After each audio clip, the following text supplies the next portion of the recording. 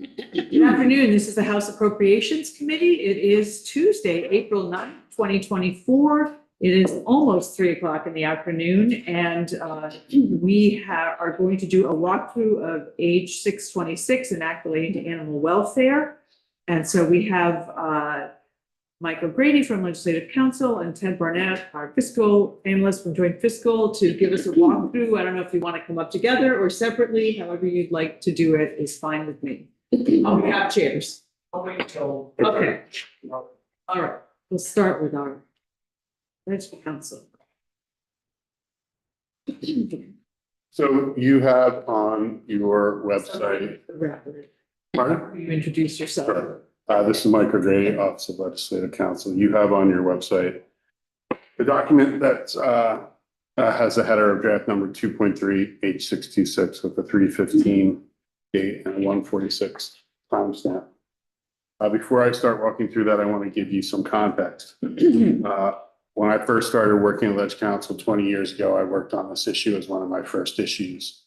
And the issue was how to coordinate and enhance animal cruelty and animal welfare investigations in the state to be more effective and to really address the issue. That conversation has been had many times over the past 20 years. In 2022, you directed the Department of Public Safety to do a report on how to unify animal welfare and related public safety functions for the purpose of investigation and enforcement of animal cruelty laws. I'm going to read to you a summary or an excerpt from the executive summary of that report. The analysis required by the legislation that mandated this report reveals a very fragmented and ineffective system for ensuring the humane and proper treatment of animals and the protection of the health and safety of Vermonters. Functions and duties are fragmented. Some statutory language is outdated or no longer applicable, and some functions are not carried out at all. The buck really stops with no one person or agency. Thus, it is recommended that animal welfare functions across state government be coordinated in a new division of animal welfare within the Agency of Agriculture. Historically, the Agency of Agriculture has devoted its limited animal health resources to activities that support its correlated function. According to the Agency of Agriculture, locating the recommended division within the Agency of Agriculture would constitute a significant change for the agency. Thus, the recommendation warrants thoughtful exploration. So you have an identification of an issue. You have an identification of a need for an animal welfare division. You have an identification of effectively an improvement of the system for implementing and administering animal welfare laws in the state. What you don't have is any entity that wants this responsibility. Over the past summer, a group of legislators, senators, and representatives asked me to work with animal welfare advocates to come up with a draft that originally was H626 as introduced. The very comprehensive bill, it looked at more than just the centralization of animal welfare enforcement and administration. It looked at things like standards for animal rescues, standards for shelters, standards for import of animals from out of state by entities that weren't shelters or rescue organizations, effectively modernizing the animal welfare and animal cruelty laws in the state.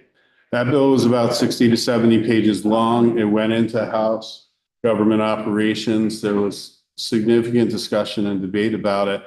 But what the committee effectively decided is that the first thing they need to do before you start setting standards is you need somebody that's going to administer and implement the standards. So what the committee has done is, instead of doing a comprehensive bill to address all of the issues, it is creating in H626 a division of animal welfare, and that would be in the Department of Public Safety. That's where the bill begins, as proposed by the House Government Operations Committee.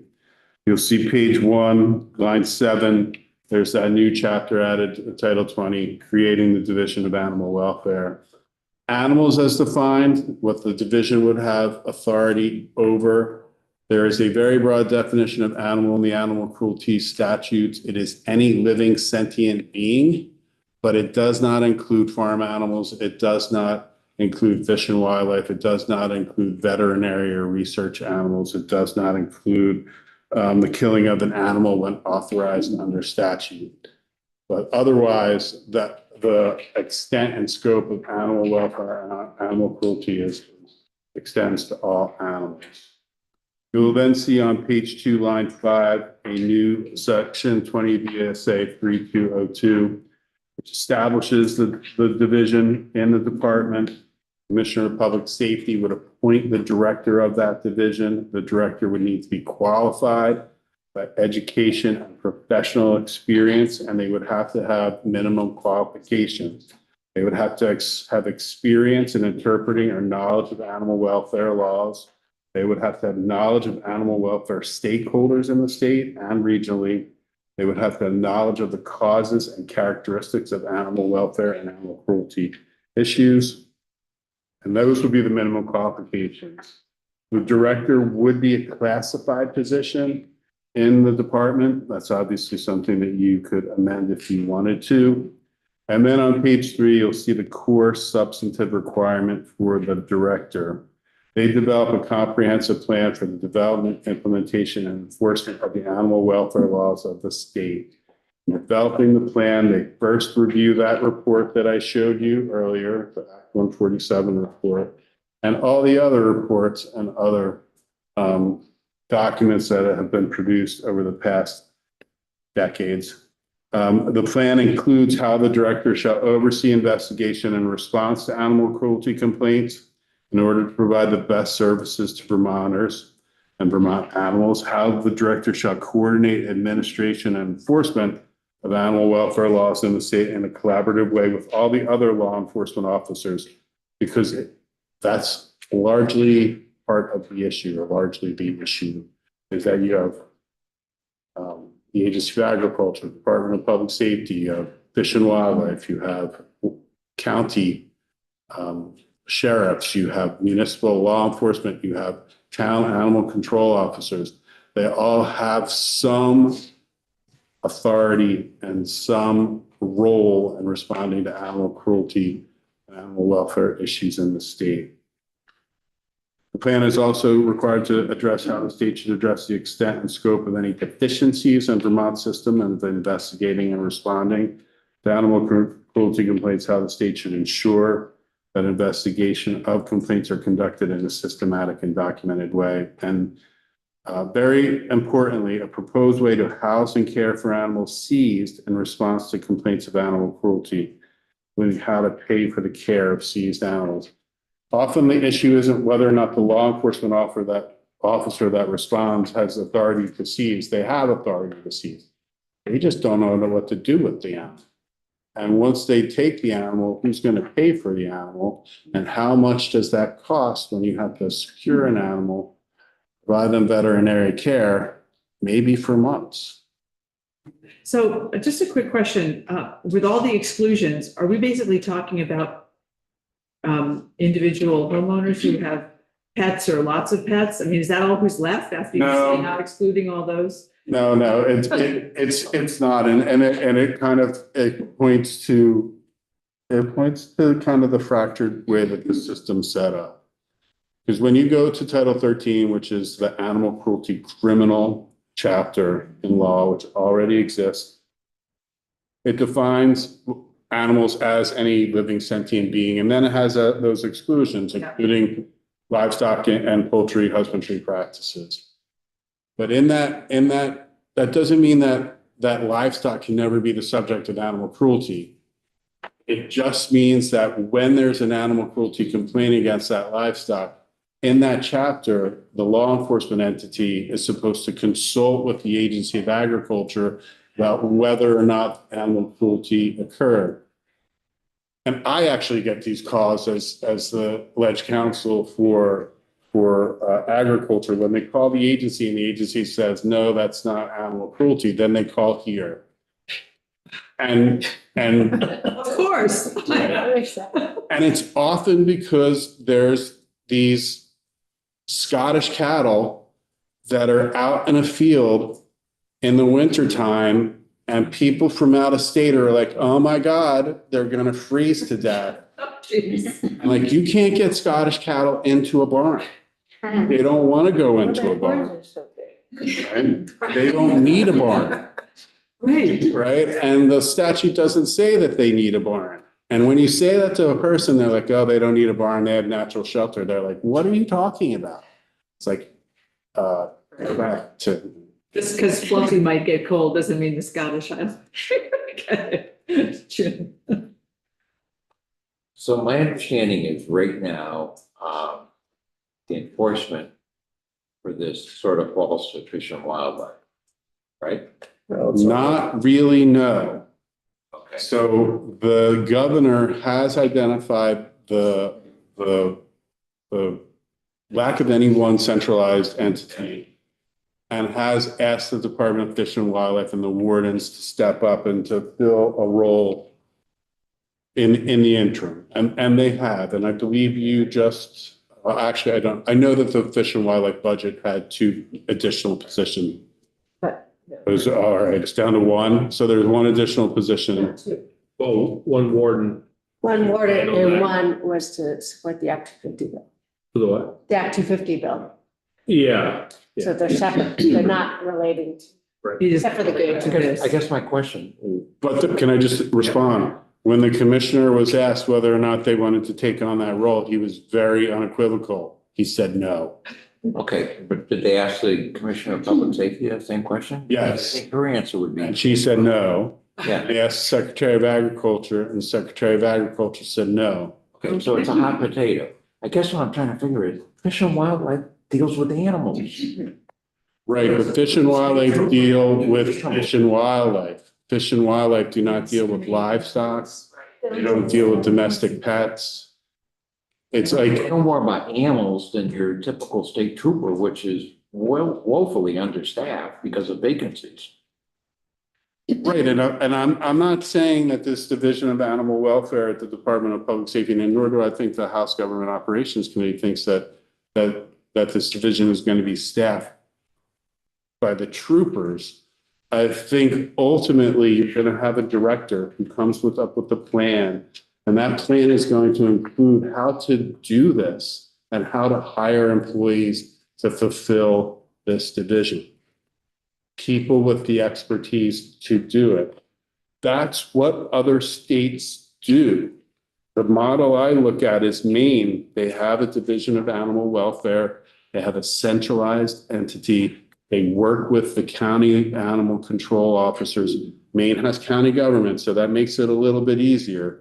But they coordinate enforcement, and they work with, and they have a budget, and it's a pretty real budget.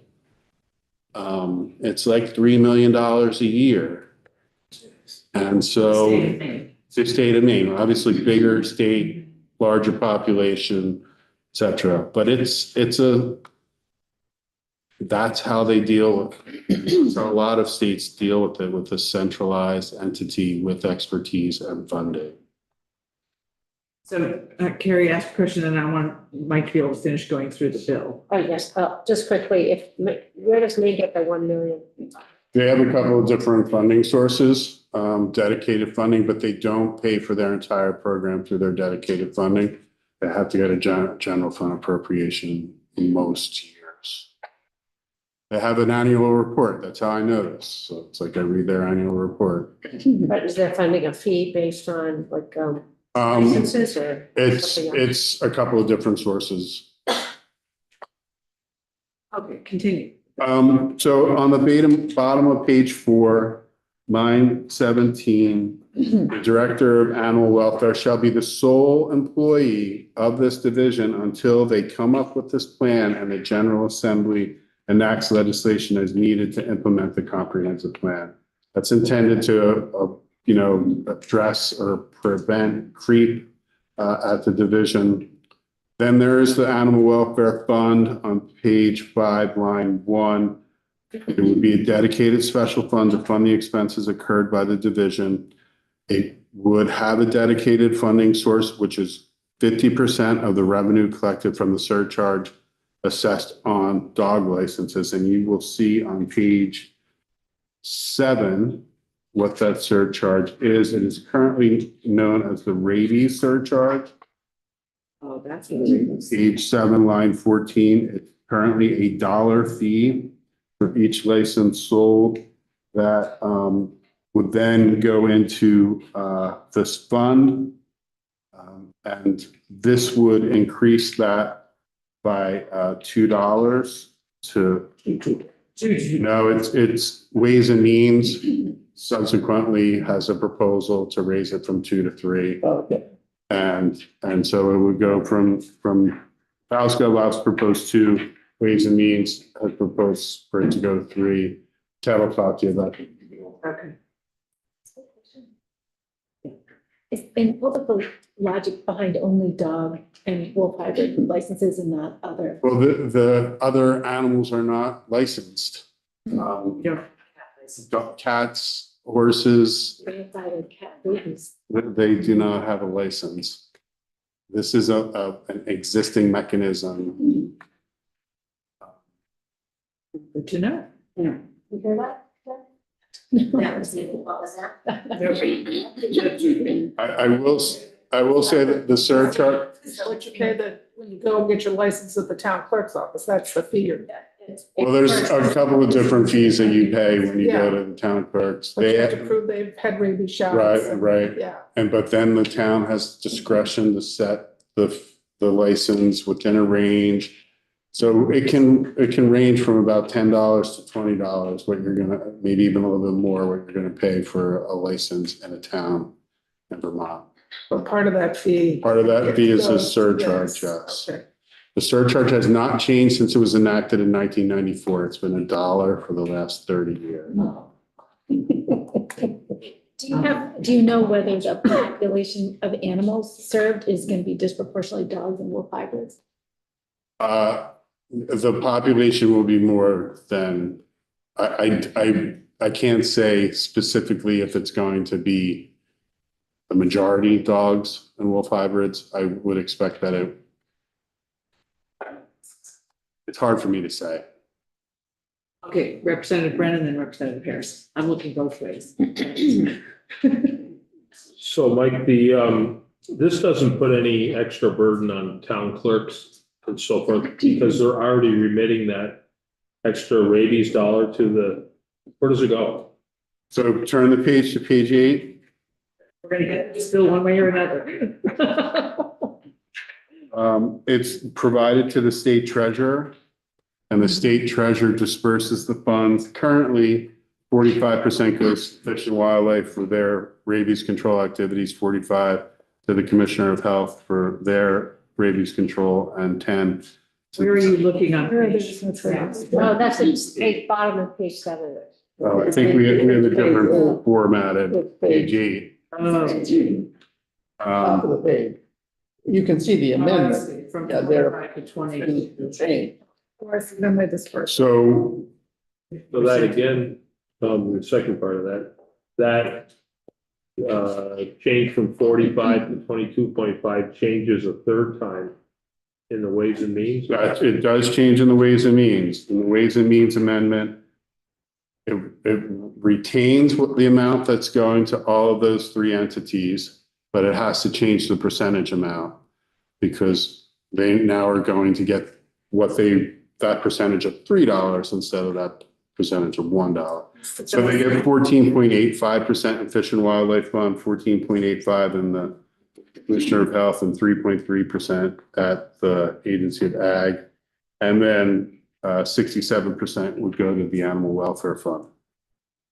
So let's hold that till we get through the rest of this bill, and then we can see what the changes are. Rep. Harrison? Well, related area, but isn't BSNP part of the surcharge on dog license fees? So the Department of Health runs these, or is the entity that contracts and does the contracting for BSNP. So it's coming out of their share. It's funded in a different way, there's a different, but yes, it will be coming out of the department. Nothing's coming out of their share, right? They remain whole. I agree with that, and maybe joint fiscal can help us, but I know that fund was running a serious deficit.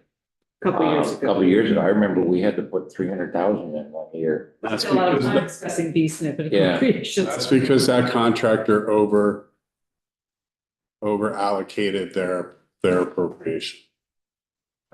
And hopefully that's been fixed.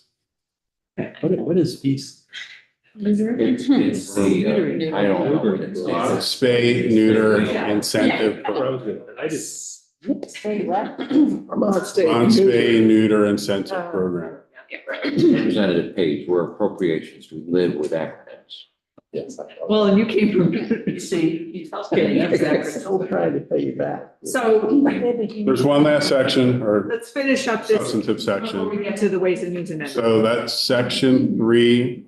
This is a definition of a humane officer. Page 8. Yeah. Section 3, page 8, you're amending the definition of humane officer under the animal cruelty statutes. Currently, animal cruelty is a crime, and the entities that can enforce that crime underneath that chapter are humane officers. But there's just one problem. One of the humane officers is an entity that doesn't have any law enforcement authority. It's a designated humane society employee. They don't have law enforcement authority, and they're not working for an entity like a municipality that has law enforcement authority. So that has created issues in the past with these designated humane society employees showing up at people's houses and saying, I'm going to seize your animal, when they don't have any law enforcement authority. So this is to address that issue, to strike the designated humane society employee, and to clarify that the people that are enforcing Title 13 are those that have law enforcement authority or employed by a municipal or state and law enforcement agency, or is the Division of Animal Welfare employee. And then last is the effective date, which would be July 1, 2024. Okay. So we're good with that, and we'll look at the Ways and Means Amendment next. It looks like that we're ready for that. So the Ways and Means Amendment, what did I just do with mine? It increases the surcharge. You're on page 1, line 10 of the Ways and Means Amendment from $1 to $3. So increasing it from what the Government Operations Committee recommended, and then adjusting those percentages that are going to Fish and Wildlife, Health, and Ag, so that if they remain whole, they still get their appropriate cut of that first $1. And then on page 2, 67% of the surcharge goes to the Animal Welfare Fund. So when you say they remain whole, they get the same, essentially the same dollar amount. that Same dollar. With 45% of $1. Correct. Okay. Okay, Rep. Hill? About that cut, how do they use that portion of $1? Is it related to this kind of work? And the reason why I'm asking is that if it hasn't been touched for 30 years, that value of their portion of the dollars is inadequate to meet however they plan on using or do use those funds. They use it for rabies control activities, like the rabies drops, bait drops, vaccines. You can get your caramel flavored vaccine now. But we haven't touched the availability of dollars that feed into their rabies control work, right? Not since 1994. 1994, so we're suggesting that they could still do the basic functions of rabies control with that $1 portion of that $1 worth of value coming to them?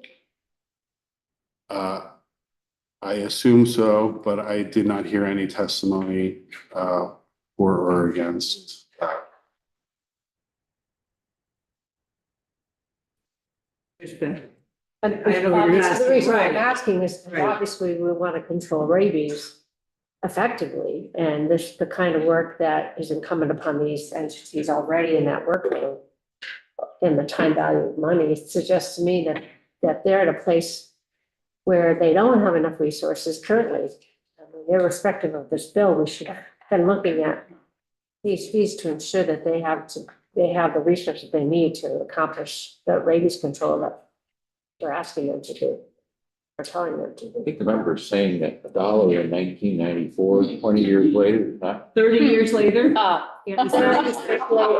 are not worth quite $1. That's right. Yeah. Would you agree with that, Representative? I would. Harrison? Yeah. And that's huge. I mean, that's why we have raccoons, the skunks, you name it, that are vulnerable to in a rural state like ours. Michael quickly probably said that too. Does anybody have any more questions for Mike O'Grady before? Yes. Just one, That's the one. I'm kind of wondering what this, how this affects the role of other agencies like Ag and Fish and Wildlife. They handle, well, from what I understand, they handle Fish and Wildlife and Ag handle pretty much all the complaints. They don't, public safety doesn't do anything, do they, right now, before this goes? They all, let me step back. Any law enforcement officer has the authority to enforce animal cruelty laws. So because they're crimes. Right. So the Department of Public Safety does have the authority, a trooper can, and they have enforced. They're subject to so many other demands. And that they have to prioritize what they're responding to, and testimony and gov ops, they have to prioritize. They have to prioritize humans and crimes against humans. And they do. It's not that they don't have authority to, they do. And because wardens are law enforcement officers, they too have that authority. The Agency of Agriculture is not law enforcement authority. And they are not listed as a humane officer under Title 13, the animal cruelty law. They are not really the appropriate entity under current statute to be enforcing animal cruelty laws. And they are confused by the provision in Title 13 that says that they have to be consulted with, because they don't really know what that means. And so that's, and then you have all the municipal entities that have their own authority, animal control officers maybe or not. So I understand all that. So let me give you an example and tell me how this is going to work. You have a couple farmers side by side. One's really doing a good job with his livestock. The other one is totally ignoring his livestock, and they're being treated inhumanely. Who do you call? So if this was to happen to the extent and scope that it was originally introduced, you call the Division of Animal Welfare. The language that's confusing to the Agency of Agriculture right now is clarified in H626 as it was introduced, and it was clear that the agency would only provide recommendations and it wouldn't prevent an enforcement action if one was deemed to be necessary. And so the Division of Animal Welfare, working with law enforcement, because that's what H626 has introduced, also said that they would coordinate with law enforcement, that they wouldn't necessarily take over every law enforcement action for animal cruelty. They would work with law enforcement to respond, implement the animal cruelty laws. Right now, what would happen? Right now, you probably get pinged around to multiple different entities until one of them probably referred you to the Department of Fish and Wildlife and the appropriate warden, and that warden likely would respond today.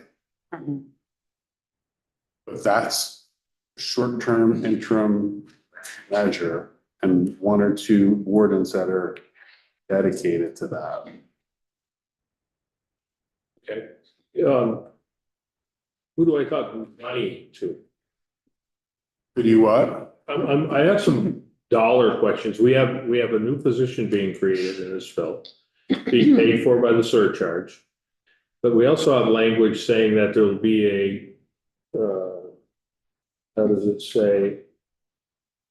The director of animal welfare will, I guess it's a committee on government ops will conduct a survey or a study on how to put together a division of animal welfare. We're gonna propose a plan for how to coordinate all of and implement all of the animal welfare laws in the state. Part of what they're gonna do, which I didn't touch on, but which is in the H626 that came out of House GovOps, they're gonna look at the time that's already spent by state agencies doing this, responding to calls. The Agency of Agriculture getting a call and saying, no, that's not us. And then they're calling me and the time that I spend on that. And then the municipal officer that says, no, that's not us, that's Fish and Wildlife. That's all time, and it's not coded anywhere like that. It's not coded that I'm responding to a call on animal welfare. It's not coded that the Agency of Ag is doing that either. So there is resources and money being spent that's unaccounted for on this issue. I understand, and I guess my question, I'm worried about us, or now who creates that plan? The director of animal welfare. Okay, they put together the plan. Should that plan include or require hiring 2 or 3 people to serve under her to handle the load? She can't do that until she's produced the plan and you, as a General Assembly, have appropriated money for that, and that's in 626. Okay. Right, so cascade, butcher. Yeah, absolutely. Okay, you can keep I'm thinking. thinking. Yeah, Rep. Tillman, go ahead. Well, this is a follow-up from Representative Brennan's question.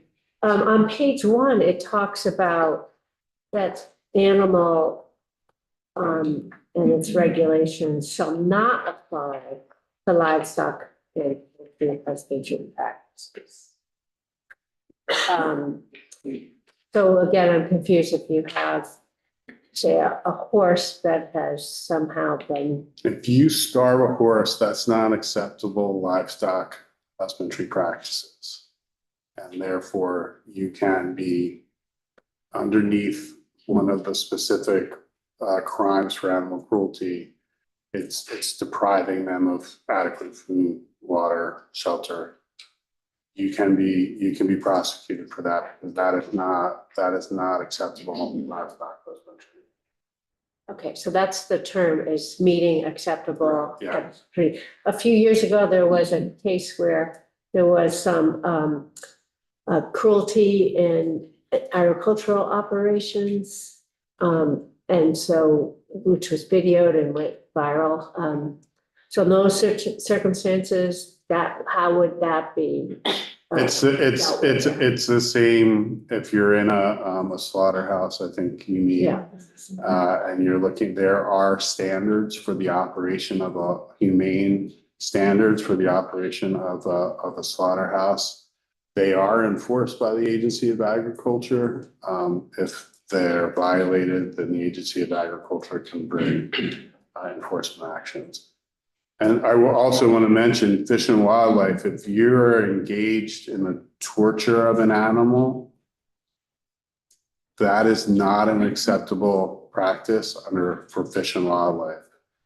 Even though it says Fish and Wildlife are accepted from the directors in the animal cruelty chapter in Title 13, the torture of an animal, Fish and Wildlife is animal cruelty. And I think you recently saw an issue of that where there was a deer that was jacked, not appropriately, mercifully dispatched, was driven around, and they're looking at prosecuting that person for animal cruelty. Okay, Rep. Dickinson? Yeah, thank you. You gave the example of an outside complaint from someone who sees an animal and what would be a normal circumstance, the Scottish Highland cattle. Is this person going to be the person, I mean, certainly alleged counsel isn't always knowledgeable about a lot of this stuff, so sorry about that. But would this person be the person who would go and have to explain to that outside person that this is perfectly harmless, normal practice? They may be, I mean, that's where I would send the call. So where would you send it now? I answer it. And then when they're not happy with that, I send them back to the Agency of Agriculture. Let me Google it. I'm sure it says they're fine in cold temperatures. Okay, well, poor Mike thought he was getting away, but not so fast. Rep. Mahali. Michael, in our town, we 2 years ago started a proceeding against someone who was mistreating their horses. We ended up seizing the horses and going through a whole renewal, et cetera. It was so expensive and so difficult, it distorted our budget here. I'm under the impression that this bill, well, first of all, directly, it makes no reallocation of responsibilities in terms of the town versus the state, but that the report that is issued might conceivably make such changes. Is that true? The report would recommend, Yeah, we'd recommend changes, yeah. yes, and it would recommend how to fund the seizure of those animals and the housing of those animals and the care. And the vets, oh my God, yeah, it really distorted our budget, yeah. Sure, it's very expensive. Rep. Page, go ahead. You can have the last word. and then- Yes, I just want to understand it. So this bill is only establishing the director, which they will develop a plan. And then it comes back to us to follow up. That is correct. Yes. So we're still in limbo. You're still in limbo, except now the potato has been dropped into the Department of Public Safety, and there's your potato. And now you can grow that division from the establishment of the director and the plan. Or move it. We could Or move it. We could move it. Could the report recommend moving? Yes, the Yeah. report could recommend this. So that plan comes out July 1st, supposedly, right? And then how do we go forward? How do we? Well, that's not going to be up to us. Probably what's gonna, Well, something more would come back to us. right, probably what would happen is that there would be a bill requested from that report, and that bill would be introduced and sent through the legislative process. And then can we ensure that a bill will come forward from that report? I don't think you can ensure that. You can't bind I people. mean, it's not down. going to just. The report, and that's it. It's not. Well, considering that there seem to be some people in this body that really, really, really want this, I can't imagine that it's going to get dropped. That's about the best I can give you. Okay. Rep. Harrison, Just, really the last. You made a comment in response to a question that, sort of the ball's been dropped into public safety if we do this with the establishment of this position. But yet in our budget, we added a position specifically to help in this area with fish and wildlife, which seems like we've got a resource over here, but we're giving someone else the responsibility now before they're staffed up. Correct me if I'm wrong, but I thought the position for the Fish and Wildlife was temporary. Doesn't matter whether it's temporary or long-term, we put the position in. I didn't think it was for Fish and It this. was a full-time work. Yeah, but it wasn't for this purpose. It was, Wasn't yes, combining but it was, if you don't mind. Go ahead. You It was- explain. it was- Specifically to add to the animal cruelty aspect of their work. But by adding another warden, they could all take on animal cruelty in a bigger role than they currently do. But he's not a warden that's gonna be out there on the streets every day specifically. On animal We're coming up cruelty. with a Lightening the workload of all of them a little bit to help with it. Okay. And I would just go back to Commissioner Herrick's testimony. No, it's not your issue, it's our issue. We're sort of It's sending. like the Scottish Highlands in the Yeah, winter, yeah, yeah. we're trying to figure this So- out, yeah. Wouldn't this be, Oh, There's one. wouldn't it, Bonnie, There's one. Jay, do you have something to say? You look like you're I about have ready. 1,000 things to say. I'm just sitting here not initiating my. Yeah, So hang on one sec. Did you have something you wanted to Yeah, add, Carrie? Yeah, related to that, I know our Fish and Wildlife Department is already short 2 positions, so one of these positions was trying to meet some of their overall workload, Right. plus sharing their role in addressing animal welfare as it pertains to wildlife, fish and wildlife. I'm concerned about whether are we taking away the resources that we were envisioning for that position anyway, because we know that they're short of 2 positions, for 2 game warden positions. I appreciate that. State police is now 50. This is a new position and a new person that is in the I state get police that. or I'm not. talking about where or the not ball official drops. Talk about where the ball drops and going forward. Who's likely to take on this responsibility? We don't know. Well, we put the resource in Fish and Wildlife and we're telling state police that it's gonna be in your department. Is that your understanding? Creating the division at the Department of Public Safety. Right. Yeah. But that department and that director is coordinating enforcement. Remember, they're not the sole enforcement entity. They can work with the wardens, they can work with troopers, they can work with municipal law enforcement. This is a spider web of responsibility already, but there's no spider in the middle of this web. That's a good way of putting it.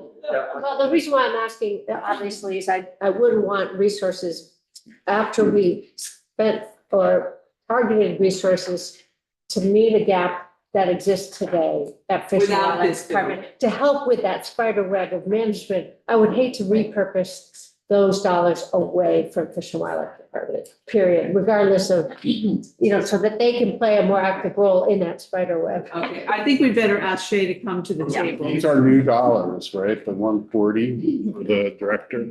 Mike is doing his darndest. I know, he's running away the second I sit down. Thanks. Oh, It's that. I'll be ready. okay, so it's Yeah. yourself and talk to us. I'm Rep. Shane Waters Evans. I'm House GovOps, one of the lead sponsors of the bill. So how are we getting confused around what we're talking about with these positions? I believe my understanding of the position currently for the game warden is that it is temporary. It's that they have been temporarily charged with managing some of these animal welfare issues, and that this money is not intended to be for a long-term position. I believe Mr. O'Grady said when the Commissioner Herrick was in GovOps and testifying, and someone asked him, what would happen if you ended up with this as one of your main functions? And he was very clear, and he said, we do not want it. He was super clear about that. So I think they've been charged with it temporarily. My understanding is that where the funds were to help them with these additional duties that have been given to them, but that it's not a long-term solution because, Rep. Dillon, to answer your question, I don't think it would be taking away money from them that they were expecting to achieve long-term because they don't want to do this work long-term. So it's just to help them, my understanding, while they have this responsibility. Yeah, go ahead, Mark. this is not a question to you, Shay. It's kind of to you, I guess, a committee. Where are we? Our budget is gone. It's over at the Senate. This bill is, if we pass this bill as is, and the House passes it, then it goes to the Senate, and the Senate is going to have to decide where do they want to fund this position? Do they want to fund it there? We're suggesting essentially that it go in this bill, right? Well, so I think there's a few things going on there. So we were asked to do a walkthrough of this bill. I don't know whether we're voting on it. We're not voting on it today. I don't know what the long-term game plan of this bill in this is other than a walkthrough today. That's the only thing I can tell you about it. The animal welfare position that's contemplated in H626 is paid for solely by those rabies surcharge fees. Yeah. So there's no general fund money and there's no budget implication for this position. And in 1 year, they need to come to us with a plan and then we decide where we're going to go from there with it. So so there's no general fund money. Then we have, then this is not so much for you, Shay, but within our committee, we added the fish and wildlife. Didn't we add that in the biodiversity bill? Isn't that where that was? But When we added the fish and game, at the last minute, we added a position Yes, for that fish was- and wildlife. That was in the 50, no, that was in nothing, 50. nothing to do with the game warden Right. role. That was in the budget. Right. The Act 250 had position Okay. number 2 to be able to support the implementation of the Act.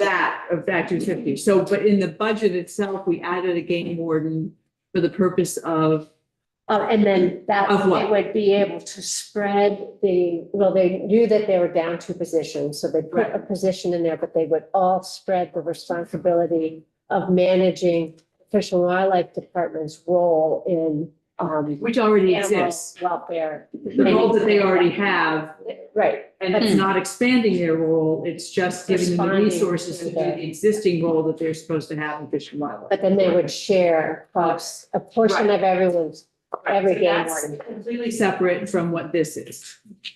Okay, so I think we've been conflating a little bit. I'm trying to Yes, separate them. those two positions are two. Okay, yeah. Yeah. So are we clear on that now? Is Mud? Yeah. But as far as animal cruelty goes, that warden is full-time. From what I understand, he shares animal cruelty duties with all the other wardens, but he's Yeah. permanent. That one. So, yes, I believe so. For the time being while they're, Fish and Wildlife is also not part of the animal welfare. They're, no, they didn't want the potato and yet they are. well, no, what I'm saying is then shall not apply to activities regulated to the Department of Fish and Wildlife. So that's, they're already separate. Right. Hmm. I just This wanted, person's different. yeah, I wanted to add that there are within all of the different agencies, departments, from like the local animal control officer to, the state police.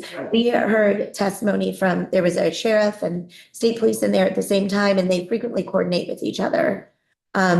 Because often, I think Rep. Brennan said, like, what do the police know, state police, what can they do with animals? I believe that's what he said. But often these situations go hand in hand with a domestic violence situation or a mental health crisis that needs to be dealt with. And those are things that the police are to deal with, and sheriffs. And that often there's, the departments are working together anyway, as it is to solve this. It's not like they're sending a game warden to get 40 cats and deal with someone who's having a crisis and that person isn't prepared. So it's not completely cut, let's say, finance wise or implementation wise. I'm gonna hope Mike will let us know if we're going off track here, but I think we have this figured out more or less at this point. Okay. So now, thank you, Shane. Thank you so much. We'll come I up could talk about this forever. and give us the fiscal note.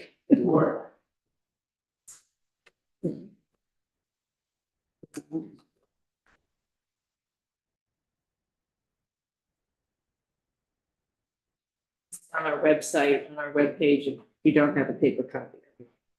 And I will share my screen. For the record, Ted Barnett, joint fiscal. And the main piece I wanted to share in the fiscal note is this table, which breaks down current law allocations for the $1 license fee, and show the current law fiscal year 22 revenue generated by that $1 fee. Overall, it was $66,533, representing the number of dog registrations. And that amount was split 45% Department of Fish and Wildlife, 45% Commissioner of Health, and 10% to the Agency of Agriculture. With the Ways and Means Amendment, which would add an additional $2, the percentage allocations for Department of Fish and Wildlife and the Commissioner of Health would go to 14.85%. The Agency of Agriculture, Food and Markets get 3.3%. These are no different than under current. The percentages are different, but the dollar amounts are the same. A It's just little bit of a representing- dollar increase after 30 years. $1,500. Yes. Not enough to, yeah. Yeah, so the percentage allocations are changing, but the dollar amount, it's allocating that $1 of the $3. You realize this is one dog for every 10 Vermonters? I'm not sure I believe that. There must be a lot of evasion going on. A lot of, wait a minute, one dog for every what? Every 10 Vermonters. 69, it's 66,000 dogs for 600,000 Vermonters. I think, I would have thought it's like. Oh, you know what? I was listening. We don't have a dog. You don't? No, neither do I. You must be from out of state. Yeah. No, But if I today count them on- on our street, they wouldn't be one for, Yeah. well, maybe they would. Some have multiple, but Yeah, one I does. was listening today. This isn't meaning that you're assuming 100% of the people have licensed their dogs. No, I'm assuming that there must be massive evasion going. Right, well, that's, if it's one for every 10, then yes, you're right. And in fact, VPR had a little piece this morning. I don't know if anybody heard it, that said that the number of people getting dog licenses were going down. So I don't know if you looked at trends, but that happened to be on the news this morning. It was apropos of whatever. Yeah, So much for a law-abiding citizen.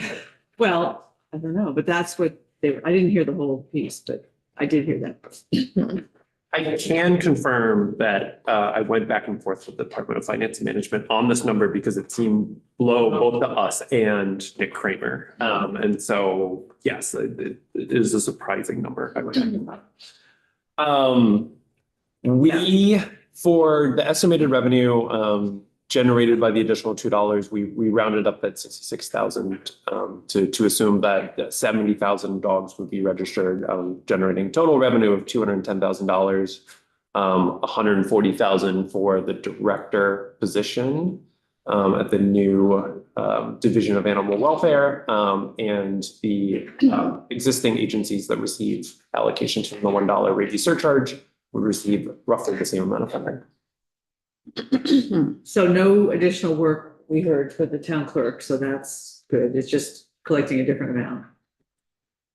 Additional work is, why didn't my feet go? Anybody have any questions on the fiscal note? I just have a comment. Yeah. Knowing that nationwide, we lose 2.4 billion birds every year from cats. Outdoor, that domestic cats that are outdoors. I just, for the record, are disappointed as a dog owner that we don't have some sort of contribution from cat owners recognizing their impact on birds. And we know that right now we are facing a crisis in terms of the number of bird numbers, counts, biomass and species going down substantially. That's what I was asking. So I just for the record. I think registering cats would be, I have a cat and I'd be happy to register the cat. And it's, even if it's an indoor cat, which it is, because we don't want it killing birds. I guess maybe the animal control board will come back with that recommendation, or I do have a question for What Shay. a political firestorm. I have a question for Yes. Shay if she. okay, she's still, yeah. That's your cat or not your cat?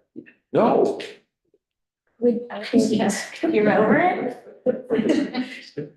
I just wondered, I did skim the original bill, which was, the original bill was really an entire regulatory apparatus. It regulated pet shops, it regulated, every place you'd find a pet animal. Can you describe in any way what the thought process that took you from there? Oh, it had a big budget too. It took you from there down to this bill, which I like, but I just wonder if you have any thought or comment you want to make. Sure, I think it's important to accomplish all of those things that were in the original bill. The reality is we don't have the money for it right now. Also, the reality is it's not something that even if we passed that bill today and said, this is happening, it would take a long period of time, right? It's not like it's gonna happen in 20 minutes. We have a Department of Animal Welfare and all the horses are okay. It's a longer period of time. And this seemed like a sensible way to get it started, that we had the ability to pay for it. And that it would at least get started with fixing what the crux of the issue is, which is that there is no central place to go and that people don't even have a clue of where to start if there is an issue, if they want to report it, or if they're having a problem on their own. And at least this takes care of that. In the interim, it gets that process started to say, okay, this is the buck stops here, and then we can figure it out from there where it goes. It seems like a sensible, small, easier place to accomplish some longer term goals. You know, this hopefully isn't the end of it, that it'll grow. Thank you. I concur. I think this is a much improved version because of that. Thank you. Yes, it was, I won't say unwieldy, but it was ambitious. Yes, Yeah. very good. Thank you. Any other Representative Page? Yes, I understand we're gonna be getting the funding through rabies, rabies fees. Are there any other plans to raise additional fees in some other manner, such as, say, animal fee? That was not contemplated. As far as I became involved once it entered Ways and Means, as the fee person and. But it's not contemplated as far as I looked at it, yeah. Yeah, that was originally part of the bill, and then it was removed because that was not, Well received? yes, wasn't the most popular way to fund it. So based on some feedback, we removed that. But should you need additional funds in the future, I would assume that, I don't know, never assume. It's hard to speculate. There are Yes, I know. myriad So many places. ways, there's Choose so to- many ways to pay for this. Who knows? Maybe it'll come back. Once there's a plan, I mean, assuming this, you know, if this were to be enacted, once there was a plan, we'd have a better sense. Sure. It's hard to know what's gonna happen in the future. Yes, you may. When did this go to Ways and Means? When did they come up with their amendment? It was, Because March. the week before crossover? I do not, but the date on the 100 fiscal years note is ago. March 20th, so I'm Okay, sure. gonna say I put the right date on it. Yeah. So they probably had it then. Yes. What time do you have here?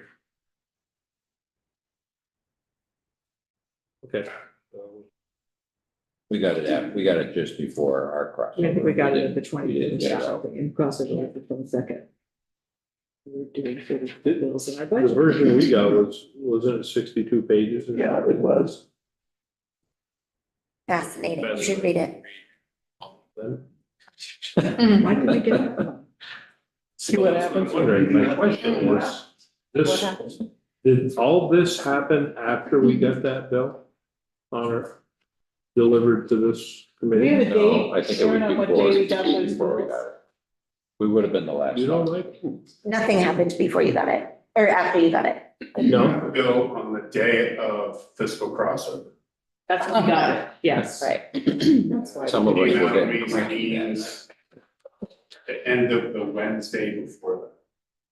Didn't get referred here. You didn't get it until the Thursday or Friday. Right, that's right. Okay, so we didn't get the big one. We got the, You got the. we got this. GovOps You recommendation. looked This one. I looked at the other one, that's why. Yeah, I looked at it too, but Okay, All right. What's like, what's- good thing you didn't spend a lot of time. Good thing I didn't read the whole thing. huh? Yeah, there you go. Okay, does anybody have any more questions about this bill at this point?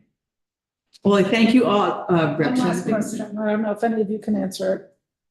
Don't cats get rabies too? I've given cats rabies shots yeah, they get shots. They do, and they get their rabies. if they're staying in a kennel, otherwise, if they're staying inside a home. Normally you don't Or barn cats that nobody really, looks after. But they are capable of getting rabies and they can transmit it to people. Yeah. I think that Mike? Cat has had a full suite of shots. That's correct. The rabies surcharge is only on dog licenses because that is the only license that's required. Municipalities can adopt a cat license if they want to. But to my knowledge, only South Burlington has, and it's not uniformly compliant. Yes, sort of, well, same with dog license. Do those licenses throw $1 into the rabies pool? I would have to look at. That's what we should do that. There'd be a lot of cats in South Burlington, you never know. So Burlington's a big town. Yeah, exactly. All right, are we done with questions? Thank you all very much for coming. So much. And I don't, like I said, I have no idea what's gonna happen from here. We just did a walkthrough and that's what I know. Great, thank you very much. Thank you. Thank you for coming. Committee, let me tell you what's up here. Nothing's. Assuming I have this, assuming it hasn't changed in the last hour. Tomorrow after the floor at 1:30, we are hearing H 543, which is the social work licensure compact. We will be doing, it won't be in our possession. We'll be doing a drive-by because that's the one they've postponed for 2 legislative days. It needs to go to Ways and Means, it needs to come to us. Senate change it, I guess. I guess so. So the Ways and Means is seeing it in the morning and we're gonna see it in the afternoon. And then it will be ready for Thursday on the floor. That's the plan. Okay, do we have a schedule in the morning? No, in the morning, It's just unless somebody, Thursday morning, we're doing the. Thursday morning, we're doing the tour. Yeah, Oh, starting at what do we 9:30. decide to do? We are, where are we meeting at? We meet in the committee room? Doing this in the rain. Does it involve a creamy somewhere? So committee, you will hear from Aaron on where to meet and what we're supposed to do, but we're gonna get a tour around flood damage in the Capitol complex. So have good walking shoes and be comfortable because we'll be walking around. And maybe you need an umbrella if it's raining that day. We'll just see We'll what's get to see happening. if it leaks still. Yes. There you go. You might want to wear high boots. Wear your wellies. So we don't have anything in the morning. But, and also Senate Appropriations is going through the bill and they could possibly vote it out on Friday. I don't know if you have time to watch some of what they're doing to get a sense of what's happening. I don't know for sure that that's going to happen, but it is a Got all possibility. session. I don't know why I think. What, the budget? The Senator Probst could vote the budget out on Friday is what I have heard. I don't know if that's true, whether that will happen or not, but All run and. Well, then, And so